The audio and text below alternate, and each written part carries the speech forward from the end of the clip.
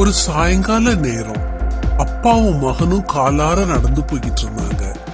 அப்பா கைய பிடிச்சுக்கிட்டு அந்த சின்ன பையன் ரொம்ப சந்தோஷமா வந்துட்டு இருந்தான். திடீர்னு அவன் ஒரு கேள்வி கேட்டான். அப்பா, கடவுள் எவ்வளவு பெரியவர்ப்பா, அவருடைய சைஸ் என்ன? அப்போ ஆகாயத்துல ரொம்ப உயரத்துல ஒரு ஏரோப்ளேன் பறந்து போய்கிட்டு இருந்துச்சு. அப்பா தன்னோட மகன் கிட்ட அந்த விமானத்தை காட்டி, இந்த ஏரோப்ளேன் எவ்வளவு பெருசா இருக்குது, அதோட சைஸ் என்னன்னு கேட்டாரு.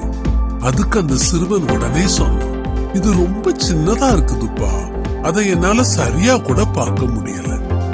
அப்பா அவனை ஏர்போர்ட்டுக்கு கூட்டிட்டு போனாரு. ஒரு பிளைட் அப்போதான் அங்க வந்து இறங்கி நின்னுக்கிட்டு இருந்துச்சு. அப்பா மகன் கிட்ட கேட்டாரு, இப்போ சொல்லு, ஏரோப்ளேனோட சைஸ் எப்படி இருக்குது? பையன் பிரமிப்போட சொன்னான், வாவ், இது ரொம்ப பெருசா இருக்குதுப்பா, மிக பிரம்மாண்டமா இருக்குதுப்பா. அப்பா பையனை அணைச்சுக்கிட்டே சொன்னாரு, இந்த மாதிரிதான் கடவுளும். நாம அவரை விட்டு எவ்வளவு தூரம் இருக்கோங்கிறத வச்சுதான் அவருடைய சைஸும் மாறுபடும். நாம அவர் பக்கத்துல நெருங்க நெருங்க அவர் நம்முடைய வாழ்க்கையில ரொம்ப பெருசா தெரிவாரு. அவருடைய பிரசன்னம் பிரம்மாண்டமா இருக்கும். எவ்வளவு உண்மை பாத்தீங்களா? நம்ம வாழ்க்கையில தேவன் பெரியவரா இருக்காரா? நாம அவர் பக்கத்துல நெருங்கி இருக்கோமா?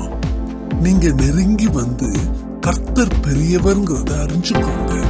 அவர் உங்க வாழ்க்கையில பெரிய காரியங்களை செய்வார்.